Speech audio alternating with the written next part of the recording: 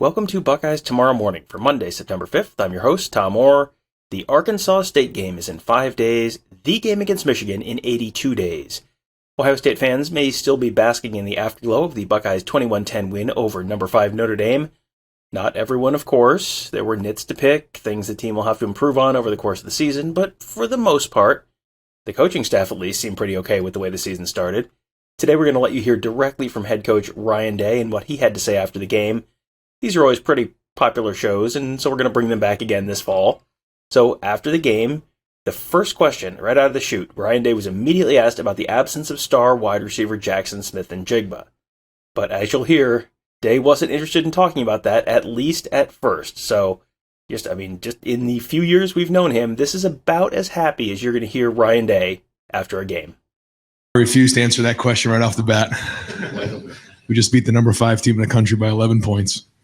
And when you look at the last 4 teams that we played, I think all 4 teams were in the top 10. And this is a top 5 team. It's not easy to do. It's hard. And we just beat the number 5 team in the country by 11 points. And I couldn't be any prouder of our team and the way that our team played, especially in the fourth quarter. A lot of people question our toughness going into the offseason. Well, you have to watch the film and you make your decisions if you thought that team was tough tonight. And for us to win the way we did, I couldn't be any prouder. And we lost Jaxon early on, and it was a struggle. Their game plan was to kind of hold on to the ball and control the game, and so there wasn't as many possessions, and we missed on a few things early, got off schedule. But to be able to get the run game going in that last quarter, man, says a lot about our team. And C.J. Stroud was right well in front of that, made some huge plays down the stretch. And I think you can see who C.J. wants to be. It isn't that he wants to go out there and have, all these yards and everything like that. That's not important to him. What important is winning. He's a winner. And to see him play like that and then see the offensive line and those guys run. But the story of the night was the defense. To turn around after what's been said about them in the offseason, questioning their toughness and play the way they did against a number 5 team in the country. I'm proud of our guys. And if we can continue to win games like that, then that's how we'll win games. And when you can win different ways, it says a lot about your team as well. And I think this game is going to pay dividends down the road. Now I'll answer that question. Yeah, it was a struggle early on. They're a good defense. They have a lot of seniors. And when we lost Jaxon, we got a little bit out of rhythm. Didn't convert on third down. Got a little off schedule there with a couple things, a couple penalties that we got to clean up. But early games were a little bit clunky. And, again, losing Jaxon kind of threw us off a little bit, and we had to respond. And how about Xavier Johnson showing up in a big way, making that catch, and then coming back the next play and running down on kickoff and making a tackle inside the 20-yard line. And again, we're playing a top 5 team in the country tonight, and they're a very good team, and a lot of respect for them. With Jaxon Smith-Njigba playing a very limited amount of time and finishing with just 2 catches for 4 yards, it was up to the rest of the offense to pick up the slack. It definitely was not as explosive as you might have expected, but is that a sign that C.J. Stroud just isn't as comfortable with the rest of the receivers as he is with JSN? No, I think, certainly C.J. and Jaxon have a great rapport and chemistry, but no, he and Mecca and then Marv as well. We also didn't have Julian tonight. He was a game time decision. We couldn't quite get him going, so we were down some guys there. I thought the tight ends played well. Seeing Cade step in there, the running backs ran hard, the offensive line was strong. So we didn't have as many possessions. I'm not sure exactly what the number of plays were. I guess we ended up with 69 down the stretch, but didn't seem like there was as many possessions. But we did have the time of possession at the end, 32 minutes, and we ended up being 7 of 13 on third down. So I guess it all balanced out in the end, but it did seem like a struggle early on. Just for the record, because I'm sure you're wondering, Day said later that they were hoping to get JSN back this week, but he would need to be evaluated. We will try and get an update on that for you later on in the week when we get to talk to the Buckeyes again. Now on the defense, and for the last 2 seasons, that unit has really derailed the season for the Buckeyes. Saturday night, they locked down Notre Dame for pretty much the entire second half, and that's kind of turning into something of a signature for Jim Knowles' defenses. They have now shut out their opponents after halftime in 4 of the last 6 games he's coached between the 2021 Oklahoma State Cowboys and the 2022 Buckeyes. And it was very apparent today, just watching the defense, that they had made some major strides since the end of 2021. The 10 points? Yeah, I mean, for them to stop Notre Dame to 10 points, and I guess total yards was 253, rushing yards 76. Yeah, I mean, I think it was the front guys running to the ball. I think you just saw what I was talking about leading into the game, just energy, running to the ball, being decisive, playing fast. If they gave up a big play, it wasn't a panic.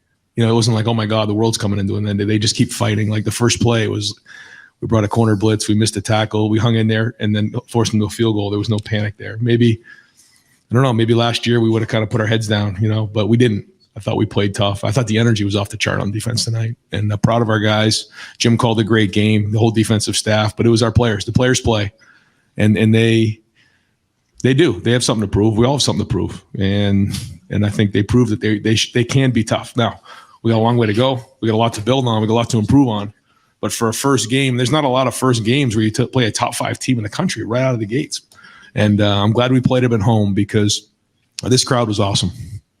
And to see the support of Buckeye Nation for this game, leading up to this game, all the former players that came back, it was tremendous to see all the people come to this game with such energy and be here early. I mean, the whole shoe was packed, and we were just coming out for warm-ups. And that says so much for our kids, and we can't thank Buckeye Nation and the fans and appreciate all the people that came to this game. It meant a lot to us.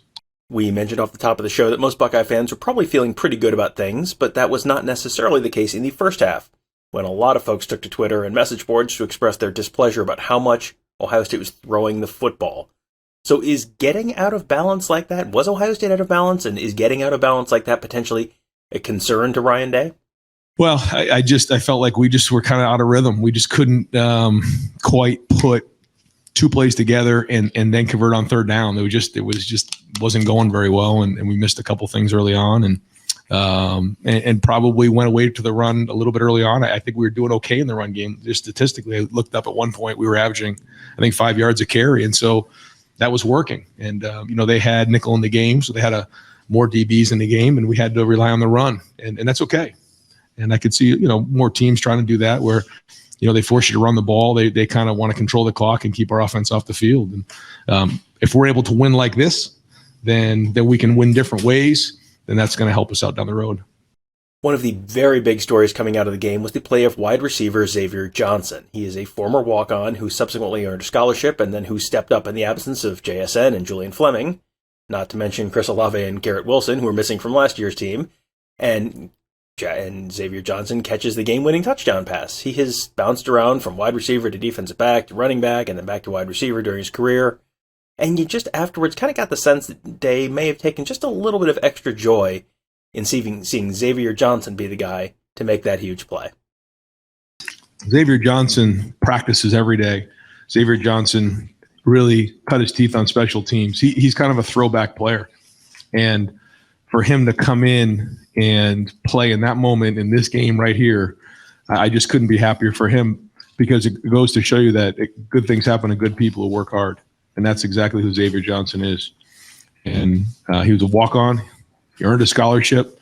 And, he's really grown into a really good football player. And we trusted putting him in the game, and look what happened. So very happy for him. Well-deserved. Finally, that game was not necessarily what people were expecting beforehand. I will raise my hand and say that was not exactly what I was expecting beforehand. If you went in thinking the Buckeyes were going to be able to throw it all over the Notre Dame defense, and there's more of a question of how well they could run, then you and I had it pretty much backwards. But Day took some satisfaction in having to win what was really kind of a grinded-out type of game. We have to be able to win that way. We do. We have to find ways to win like that, because there's going to be games, certainly in the Big Ten, like that. Notre Dame's kind of built like some of the Big Ten teams we play. And so, for teams that want to run the ball and then, eat up the clock and keep the offense off the field, and we have to run the ball in those moments like we did. We had to do that. And that was something that we spent a lot of time on the offseason saying we have to be able to win ugly on offense, and we have to stop the run on defense. And that's what happened tonight. And so, they all count the same. You have to figure out, based on who you're going in, how do you want to win that game? And when you have that versatility, man, it's going to pay off down the road. And so this is a huge start for us. A lot to improve on, a lot to build on, but proud of our team. And again, I'll go back to CJ, because he was the happiest guy out there. And maybe it wasn't his perfect night, and everyone wants to talk about the Heisman Trophy and all that. He just wanted to go 1-0, and he did, and made some big-time throws. I mean, scrambling around. It wasn't pretty. Made the huge throw to X, and that was zero pressure off his back foot. And again, it wasn't perfect. It's not the way we drew it up, but we won. We were 1-0. And if we can continue to build like that and grow, and the defense plays the way it does, then watch out. Well, I hope you enjoyed that. And if you enjoy hearing directly from Ryan Day after games, and maybe other coaches and other Ohio State players as well, you would love the post-game show that we are putting on every week at BuckeyeHuddle.com. We put it on our YouTube channel. On Saturday night, we went for 2.5 hours, and it was a combination of a bunch of our different staff. We have a tremendous variety of folks on staff. So immediately after the game, we had Mark Givler and Devin Radcliffe, who were doing sort of an instant reaction, kind of a schematic analysis of things. Then we went on and we had the Ohio State post press conference in its entirety. So you got to hear directly from Ryan Day and Jim Knowles and a whole bunch of Buckeyes. And then we had Mark and Devin and myself on again to kind of share a few more thoughts on the game. And then Tony Gerdeman and I did our instant reaction episode of Buckeye Weekly Podcast. That was all one long feed, 2.5 hours.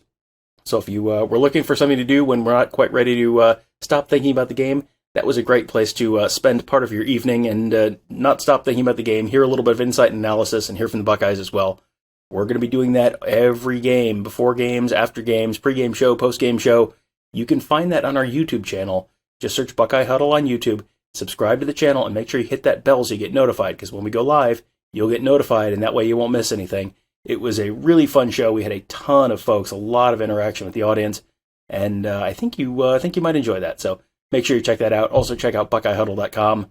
All the guys that we were talking about, all the guys you know from this show, the know and love, Mark Givler and Alex Kleitman on recruiting, Kevin Noon and Tony Gerdeman joining me on team coverage, Ross Fulton, Justin Whitlatch, Devin Radcliffe on X's and O's and scheme stuff. It is a fantastic team. You can find them all at BuckeyeHuddle.com. Sign up today, become a full member, get access to our Huddle board where we had a very active game thread and a lot of great content all throughout the day on Saturday. That's going to be true all month, all season. So I'll give it a try today at BuckeyeHuddle.com. That'll do it for today. Thank you guys all for joining us. Have a great day. We'll talk to you tomorrow.